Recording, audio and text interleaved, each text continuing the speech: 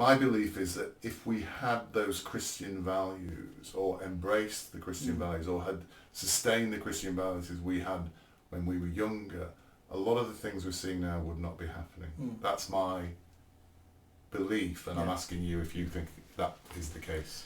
Yeah, absolutely. I don't know who said this, but someone said there's a God-shaped hole in our lives because religion in the West is dying, Christianity is dying. And almost all our conversations, I go back to tribalism, and I will do it again now with religion. Religion, for me, is an extension of the tribal leader. So we obeyed the tribal leader when we lived in small tribes. He looked after us, he was in charge. But it makes sense that there must be someone above him, and that's where I think the creation of God came from. It might be started off with the elements, the local volcano erupting, the earthquakes. There's something controlling our lives and the ground and the world, and that's how we developed a sense of God.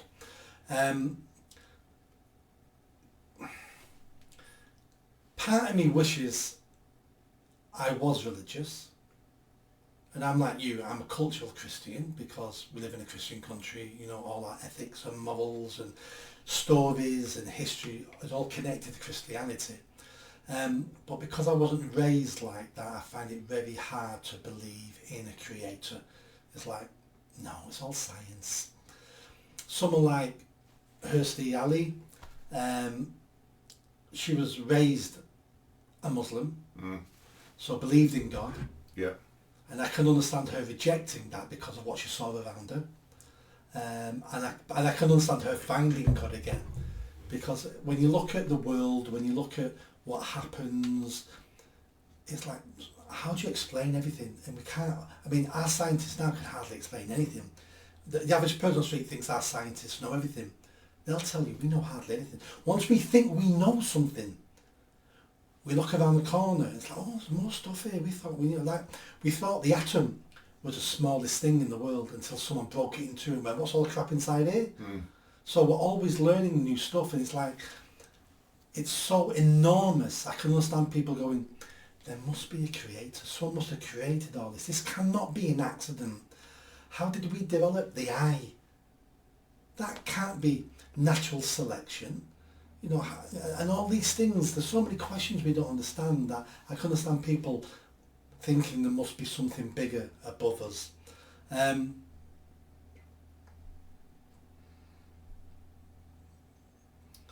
when we look at our society now since the post-war, Second World War, the loss of religion has mean we've all become more and more individualistic.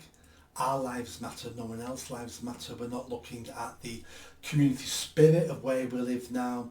We don't look after each other anymore now because someone else will do. We don't even have to look after our old people. We dump them in homes. All this would have been not controlled. All this would have been influenced if we were more religious. We would have had more respect for our old people, for our neighbours, for our community. We would have coalesced community cohesion around the church. We might not like our neighbours, but we all sit together on a Sunday. That would have tied us together. And religion ties us together, and we've lost that.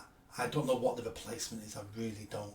I can't see us ever getting it back, and I don't know what the replacement is.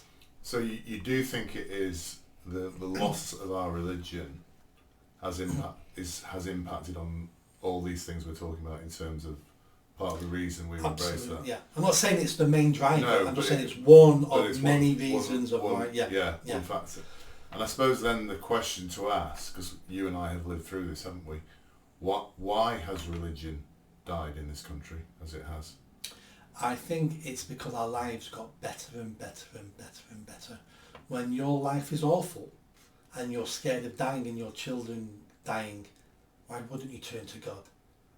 You might as well try God, because your life's so bad anyway. But the more comfortable we've got and the more science have done things for us, the more we've gone, I don't really need a God, do I? I've got science. My life's getting better and I don't even believe in God and my life's getting better. that must prove there isn't a God. Mm.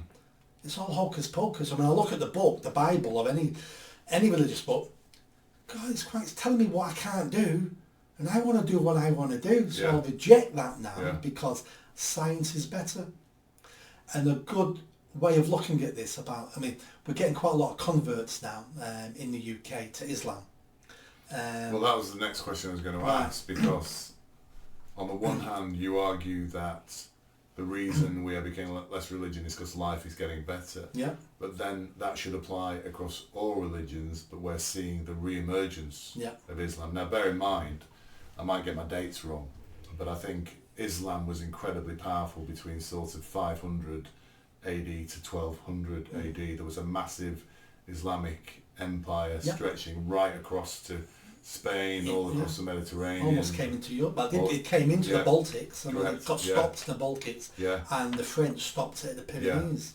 Now that empire and that religious strength eroded, and the main reason it eroded is because of the strictures of the Islamic scholars. They didn't embrace printing. They basically said we've got to, they adopted a highly pedantic view of the Quran, and that's what caused the empire to collapse and disappear basically, and Catholicism, Christianity re-emerged and reinvigorated.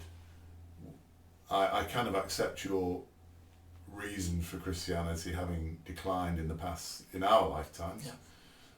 But why is Islam not declining? Why is Islam re-emerging? Because as you say, why would that religion re-emerge, become predominant? You know, there's talk now. I mean, Rob the American talks about.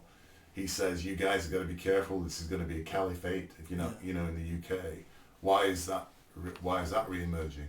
So Islam's growing across the world because it's mainly based in the poorest countries in the world. So again, the worse your life is, the more likely you are to turn to religion for the answer and some comfort. Even though you're suffering, well, God's going to look after me in the next life. That's quite comforting when you've got nothing in this life. Islam's growing in this country mainly down to mass immigration and the fact that Muslims have more children in general. Now, the conversion to Islam in this country is something worth discussing. The ones I've seen tend to be working class white lads, inner cities, poverty, no father at home, no direction in life, involved in crime, in jail, all these different strands. And when you look at Islam, Islam tells you we've got all the answers and this is the path. And it's a tough path and you will do as you're told. That's quite appealing to young men who are looking for a father figure, a path in life, been rejected by their own community. Christianity in the West now is pink and fluffy and crap. We've got transsexuals now in church giving out sermons. We've got women doing it. We've got pride flags in most of our churches. And young, tough men are going, I don't want any of that. I want a manly religion. Well, Islam's the manly religion if you want, because and so there's that belonging. Hence why religions were appealing in the first place. The tribal is somewhere to belong to. You will be accepted. We don't care about your race, colour, education. We'll embrace you. You're part of our brotherhood now. Anyone on this estate picks with you now. You're a Muslim, they pick with all of us. Yeah. It's basically part religion, part gang affiliation, especially in the prisons. Yeah, it's totalitarian, isn't it? It's as a religion. The Christian religion is not totalitarian. It's kind of, It used to be. Yeah, the Catholic. Yeah, I mean, if you think about the Catholic Church. Yeah, the Crusades and all that. Yeah, Spanish Inquisition.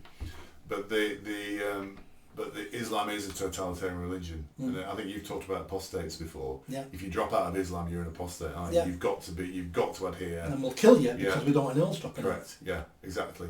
And that's actually part of. I understand that's part of Islam. That the idea is that. If you're not part of Islam, you've got to be killed. That's part of it. So that's possibly what attracts them as well. That kind of very rigid, very kind of, this is the way to be. And yeah, you're right. Yeah, structure, a path, a father figure, belonging, knowing they've got your back. Because I live in a tough neighbourhood. I live in a tough jail. I need people. And is that your personal experience? You're seeing young white men converting to Islam? Only from what I'm reading in the press and online and stuff like that. I've personally not seen it, no. Yeah. It's quite common now for white young lads now to post a video of them converting. Oh, really? Yes, I didn't know this. you see it on Twitter all the time. So Right. I'm seeing it on social media. I didn't know that. And then we had the craze a couple of months ago of white middle class women in America and the UK going, I'm joining Islam. I read the letters of Osama bin Laden and he's right, American is evil, and I'm going to join Islam, and I'm gay and non-binary and we're joining Islam. And a couple of months later they were all online going, I've left Islam now. Like, no shit, Sherlock. I didn't know that. That's American women, is it? Yeah. Yeah. Oh, I'm not A couple aware of months of ago I had a real big boost. Right. Because I thought it was trendy to say you convert to Islam, until they started doing it and then realised, Oh, and right. then said, no, I'm not joining now. So in terms of Iron Hirsch Ali, Yeah. I suppose two questions.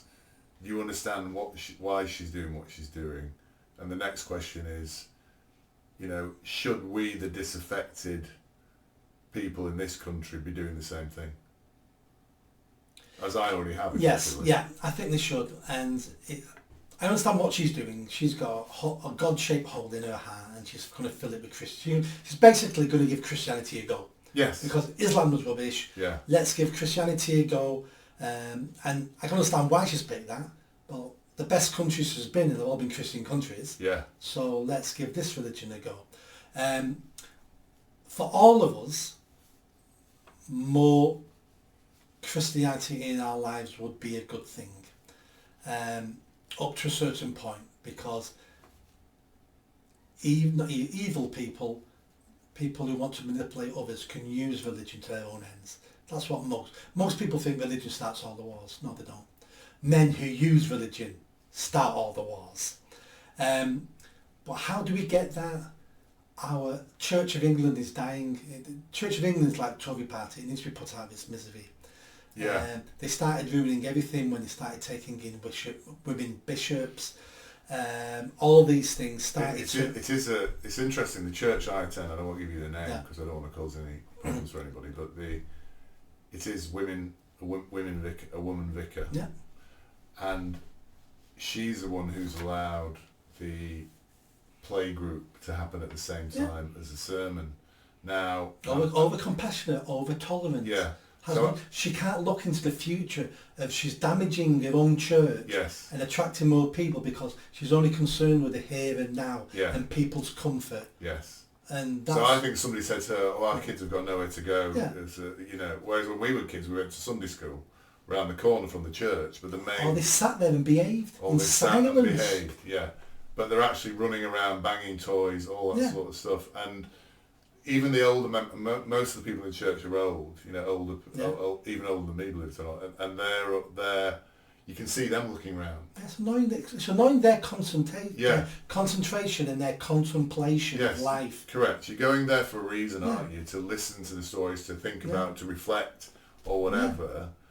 But whether it's the fact she's a woman, I don't know. But even the male priests are all like that now. So they're all like that. Yeah, but you're right. So to me, it's kind of, well, here's somebody potentially who could become a regular member of church. And to be fair, the vicar came to see me every time I went. I thought, are you enjoying everything all right? Well, I should have said no, I'm not. Yeah. But so they're obviously desperate to get people in. There weren't many people there. They're dying. But that's part of the reason they're dying. Because they're not. We need to look at them as a business. How long do you run the business that has a dwindling customer base? Luckily for most of churches, they own the buildings. Their overheads are low to a certain extent. But they must be looking at the congregation the last 50 years going, we're doing something wrong. Yes. And the more they do the things they think they should do, the lower the congregation. They're blind to their own decisions, making the situation worse. Some churches are doing amazing. You go to some of the gospel churches or Black African churches, they're doing amazing. What are they doing differently? And unless we can offer the people of this country something valid, something they value in church, they won't go. Yeah. And we're not offering them anything. We're not offering the young anything. Yeah. If you could have a church that was preaching to young men about family and your responsibility, and it's your job to make sure your children get to school and are fed. It's your job. It's not the state's job. It's not God's job. And God will judge you if you fail your children. And be a man and take responsibility. And to the women, stop having children with 9 guys, because it's damaging all those children because they don't know their fathers. Yeah. Stop doing. And they're walking out there going, that's the path I need to take. Yeah. That's the path I need to take. They need to do, I'm not saying that'll work, I don't know, but they need to do something different, because what they're doing is dying. So you're potentially talking about going back to a Christianity of, you know, maybe the 19th century, which is far stricter, far more kind of not totalitarian, but basically instructive. Gives you the rules you need to live your life by. If you don't like those rules, don't come to this church. Far more regimented. Yes. In the way, and it's what's interesting. I'm just thinking about this. You're talking about young white guys going to Islam. It's probably quite trendy as well. Oh, isn't it? Yeah, of course. But it wouldn't be trendy to say I've converted to Christianity. It's not really trendy at the moment, is it? No. Whether Ayan Hirsi Ali is beginning that trend or is a sign that that's beginning, because I am hearing more about it as time passes in terms of people talking about Christianity. Look, trends don't last. Yeah. So if people start converting because it's a trend, then it's a blip on the map. There needs to be substance there. The churches have to change and have to offer something to those people who attend. They need to work out what their message is. And their message since the war has been, our message is whatever you want our message to be. Yeah. Are you happy? Are you comfy? Don't worry about that sin. Don't worry about it, because God loves you anyway. Yeah. There's no benefit in that. You can stay at home and tell yourself those messages. That's true. People need structure in their lives because it helps them traverse life. You don't have to worry about lots of things, because you don't have to decide, do I do this or don't I do this? Should I do this a bit? Should I do that?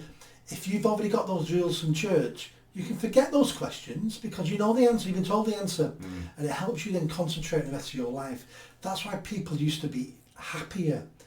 It's not because they were richer, because they weren't. It was because their lives were simpler, because lots of their decisions were made by the church, and you only have to concentrate on a lot fewer things. When you go through life and every minute you've got to make a decision and you've got to evaluate, is that the right or wrong decision? How's that going to influence me tomorrow, next year, 10 years from now? And every second you're making a decision like that, even tiny decisions have consequences. Life's tiring. Yes. That's why everyone now reports being tired. Why everyone's on antidepressants, why people are saying they're anxious and depressed. They've got too much to think about. Lots of decisions to make. Lots of decisions all the time about everything. Because there's no path to tread now. You've got to make your own path. With your dad's machete, cutting it all down and making your own path. And it's hard work. So, based on that, I'm not sure whether we're going to be seeing you baptised on a video very shortly. So, possibly. If it gets me 250,000 votes, yeah. So we've just seen Nick prostitute himself there for Christianity. If you like that video, don't forget to subscribe to the channel, hit that notification bell and comment. And if you like what I'm saying about running for Mayor of Greater Manchester, then stick around. Tell your family, tell your friends. The only way I'm going to have a chance of winning is a grassroots movement. So be part of that movement and hit that bell. Thanks.